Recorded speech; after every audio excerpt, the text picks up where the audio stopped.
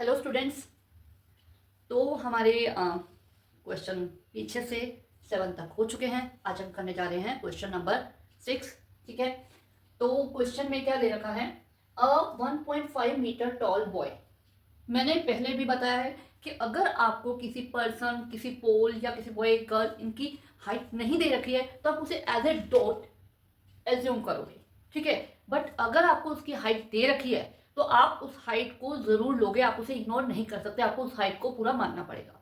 ठीक है, तो यहाँ पे हमें जो बॉय है उसकी हाइट दे रखी है 1.5 मीटर। ठीक है, तो हम यहाँ पे ले लेते हैं कि एक बॉय है, ज्यादा लंबा हो गया है ना, मतलब वैसे ज्यादा लंबा नहीं हुआ, 1.5 मीटर बहुत बड़ा होता है, लेकिन क्योंकि हमें सामने जो बनाना है उसके हिसाब से। ठीक है, तो ये है 1.5 मीटर टॉल एक बॉय। ठीक है, is standing at the some distance from 30 metre tall building. तो 30 मीटर टॉल बिल्डिंग से कुछ डिस्टेंस पे खड़ा है। ठीक है, तो इसके डिस्टेंस पे हम ले लेते हैं एक 30 मीटर टॉल बिल्डिंग, इसलिए मैंने बोला था वो बड़ा हो गया। ठीक है, तो इसके कुछ डिस्टेंस पे, कुछ दूरी पे ये बॉय खड़ा है। ओके, क्लियर है। The angle of elevation from his eyes, किसकी आईज से, किसकी आई से, अब नेचुरली ये बिल्डिंग की आई तो होगी नहीं, है ना, क्लियर, बॉय की आई से। ठीक है, तो बॉय की आई हम हमेशा यहां से लेते हैं, बिल्कुल उसके टॉप से लेते हैं, तो इसकी आईज को हम यहाँ पे मान लेंगे। आई से angle of elevation from his eyes to the top of the building, इसकी आई से इस बिल्डिंग के टॉप का जो एंगल ऑफ एलिवेशन है ये यहाँ पे आ गया, तो यहाँ पे हम एक हॉरिजॉन्टल लाइन ले लेंगे। ये आपको क्या दे रखा है, increase from 30 to 60 as he walk toward the building. जैसे ही वो बिल्डिंग की तरफ चल रहा है तो पहले उसका एंगल 30 था और बाद में 30 से इंक्रीज होके 60 हो गया। थोड़ा सा चलने के बाद, ऐसा नहीं कि उसके बिल्कुल पास में पहुंच गया तो जीरो एंगल हो जाएगा। ठीक है, तो थोड़ा सा चलने के बाद वो जब पहुंचा तो उसका जो एंगल है वो चेंज होके, मतलब इंक्रीज होके 60 डिग्री हो गया। ठीक है, इसको इस तरह से भी समझ सकते हो। एक और चीज है कि अगर आपको ये जानना हो कि दो एंगल आपको दे रखे 30 और 60, तो कौन सा ये होगा, कौन सा ये होगा, ये जानने के लिए आप देखो, अगर हम यहां से एंगल बना रहे हैं, ठीक है, इनको हम एक बार ऐसे मेजर करके देखते हैं, तो अगर ये डिप्रेशन एंगल के हिसाब से समझते हैं तो आपको दिख रहा है ये बड़ा एंगल है, ये 60 होगा, और ये है छोटा तो ये 30 होगा। ठीक है, तो इसके अल्टरनेट आएगा ये और इसके अल्टरनेट आएगा ये।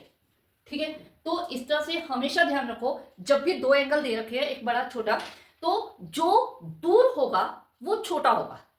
ठीक है, ये आप यहां से समझ सकते हो, जो चीज दूर है वो उसका एंगल छोटा होगा, हमेशा यही आपको मान के चलना है, जो दूर है वो छोटा होगा। बाकी हमें यहाँ पे बता भी दिया था कि थोड़ा सा चलने के बाद जब वो बिल्डिंग की तरफ चलता है, यहाँ पे दे रखा है टूवर्ड द बिल्डिंग, जब वो बिल्डिंग की तरफ चलता है तो उसका एंगल इंक्रीज हो जाता है, यानी कि पहले एंगल कम था, बाद में उसका इंक्रीज हो गया। ठीक है, toward the building, find the distance walk toward the building, मतलब उसने यहां से यहां तक कितना डिस्टेंस कवर किया है, इसे हम एक्स मान लेते हैं, कितना डिस्टेंस ये कवर किया है इसे हमें बताना है। क्लियर हो गया, डायग्राम क्लियर है। ठीक है, एक टॉल बॉय था, कुछ डिस्टेंस पे बिल्डिंग है 30 मीटर टॉल। ठीक है, तो इसकी आई से हमें एंगल ऑफ एलिवेशन लेना था इसके टॉप का, और इंक्रीज हो कुछ थोड़ी देर बिल्डिंग की तरफ चलने के बाद ये एंगल इंक्रीज हो गया 60 डिग्री। ठीक है, तो बिल्डिंग को हम ले लेते हैं ए बी, बॉय को हम ले लेते हैं सी डी, और यहां जहां पे ये पहुंचा ये ई है और ये है एफ। इस डिस्टेंस को हमने एक्स ले लिया, जो बाकी डिस्टेंस है उसे हमने वाई ले लिया। क्लियर। ठीक है, अब एक चीज और है कि ये जो पूरी हमें दे रखी है, ये पूरी हमें 30 दे रखी है, लेकिन हमें, क्योंकि जब हम इस ट्राइंगल का यूज करेंगे तो हमें सिर्फ इतनी इतनी हाइट का ही यूज करना पड़ेगा, क्योंकि एंगल यहां बन रहा है। तो हम ये फाइंड करेंगे, ये आ जाएगा पूरा 30 में से जो ये पार्ट है यानी 1.5, ये माइनस करेंगे तो हमारा जो आएगा वो आंसर आ जाएगा, मतलब 30.0 में से 1.5 माइनस होगा, ये आ जाएगा आपका 28.5। ओके, मैं डायरेक्ट भी लिख सकती थी, लेकिन करके इसलिए बताया कि बहुत सारे बच्चे इसको कैसे सॉल्व करते हैं, 31.5 इस तरह से वो सॉल्व करके बहुत गलत आंसर दे देते हैं, और इस तरह से आपका रिजल्ट भी गलत आता है और सम गलत हो जाता है। ठीक है, तो इसलिए मैंने करके बताया है, 30 का मतलब 30.0 है। ठीक है, तो इस तरह से तो हम स्टार्ट करते हैं। ठीक है, height of building is equal A B is equal to 30 metre. Okay, okay, and length of boy is equal to C D is equal to है 1.5 metre. Okay, distance covered by boy equal to X metre. Cover उसने X किया ना, इसे ले लेते हैं पहले हम, D E is equal to X. ये मैं डी ई ए बी क्यों लिखती हूँ, क्योंकि जब हम ट्राइंगल्स यूज करते हैं तो उन ट्राइंगल्स के बीच में ये वैल्यू हम डायरेक्ट उठा के ले लेना, क्योंकि हमें पहले से पता होता है कि किसकी क्या वैल्यू है, तो इसलिए मैं साथ में ये नेम्स साथ में डिस्क्राइब कर देती हूँ। ठीक है, और ई एफ जो है वो है वाई, ठीक है, और डी एफ हम ले तो वो आ जाएगा x plus y, D E plus A, ठीक है, and A F is equal to आ जाएगा A B minus F B. Facebook की बात नहीं कर रही हूँ, एफ बी, ठीक है, एफ बी। तो ये आ जाएगा 30 माइनस 1.5, जो कि पहले मैंने सॉल्व करके बता दिया है 28.5।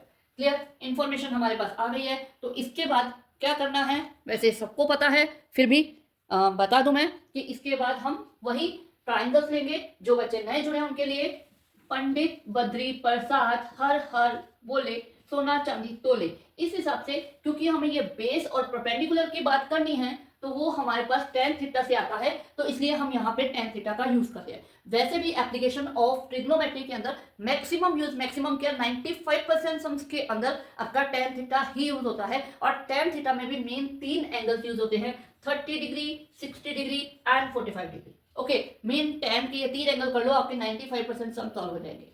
ठीक है, बाकी बहुत कम यूज में आता है। चलो वापिस आते हैं। तो अब हमें क्या करना है, वही जो हम हर समय करते आ रहे हैं, हमें एक ट्रायंगल लेना है। पहले हम ले लेते हैं इस ट्रायंगल को, ये आ जाएगा A E F, in triangle A E F इसमें आ जाएगा tan 60 degree is equal to P upon B।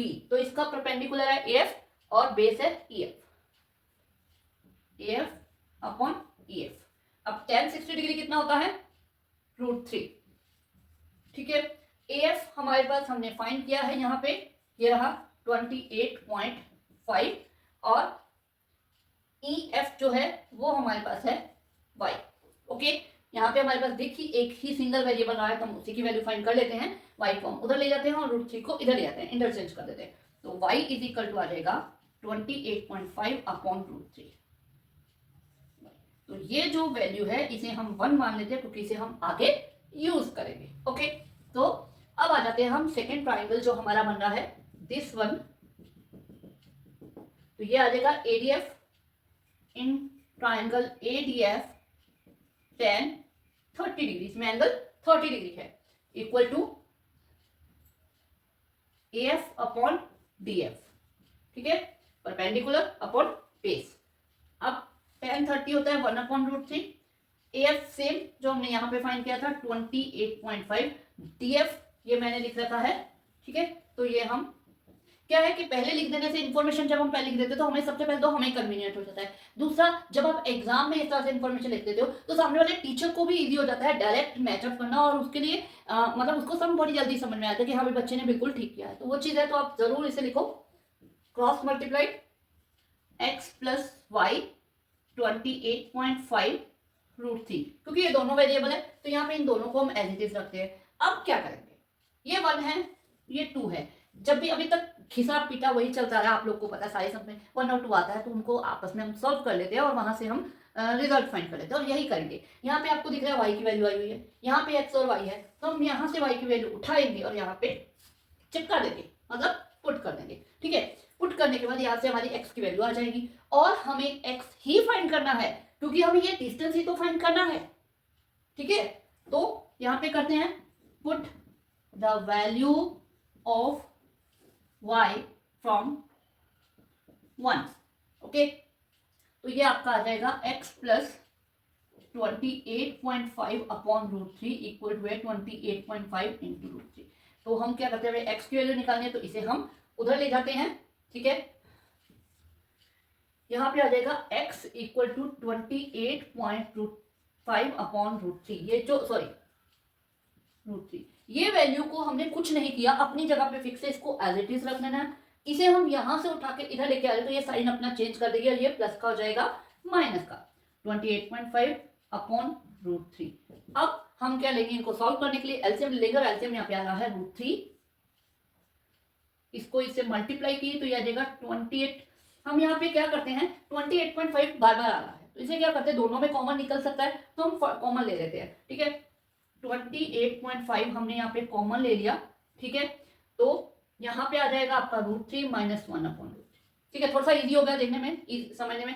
ठीक है, तो अब इसे हम क्या करते हैं 28.5 और यहाँ पे जो आपका एलसीएम है, आपको पता है इस टाइप के सम्स में मैंने ट्रिक भी बता रखा है और ट्रिक का एक शॉर्ट भी मैंने कर रखा है अपलोड, लेकिन एक बार और कर दूंगी तो आप इसे देख लेना कि हम इसमें क्या करते हैं, इन दोनों को आपस में मल्टीप्लाई कर देते हैं। ये आ जाएगा √3 और यहाँ पे हो जाती है क्रॉस मल्टीप्लाई, √3 हो जाएगा 3 और 1 अंदर हो जाएगा 1।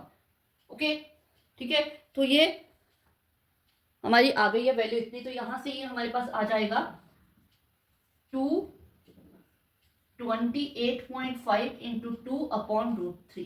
ठीक है, अब हमें एक तो डिनोमिनेटर में रूट नहीं छोड़ना, ये बात क्लियर है, तो उसके लिए हम रेशनलाइज करेंगे। दूसरा, इन दोनों को मल्टीप्लाई करेंगे। अब 28.5 को 2 से मल्टीप्लाई करना, ठीक है, बहुत से बच्चों को समझ में आ जाता है, लेकिन कुछ बच्चे यहाँ पे मिस्टेक कर देते हैं, तो इसको कैसे करें, पहले 28 2 कर लो, 28 2 हो जाता है 56। ठीक है, फिर 0.5 2 मतलब आप आधे का डबल करोगे तो क्या आएगा, एक पूरा बन जाएगा। ठीक है, तो ये हो गया, तो ये आ जाएगा 57। ठीक है, इस तरह से आप छोटे छोटे ट्रिक्स लगा के अपनी कैलकुलेशन को इजी कर सकते हो। तो ये आ जाएगा 57 और √3 को हमें सॉल्व करना है तो हम क्या कर देंगे, रेशनलाइज आपको पता ही है। ठीक है, तो ये आ जाएगा 57 √3 अपॉन 3। अब ये 3 पे 57 कट जाएगा, 19 3 होता है 57, तो आपका यहाँ पे 19 √3 और ये क्या आया है, ये आई है x की वैल्यू जो हमें फाइंड करनी थी। तो सिंपल आपका आ जाएगा distance covered by boy is equal to x equal to 19 √3 metre. ये आपका इसका फाइनल आंसर। Okay, clear.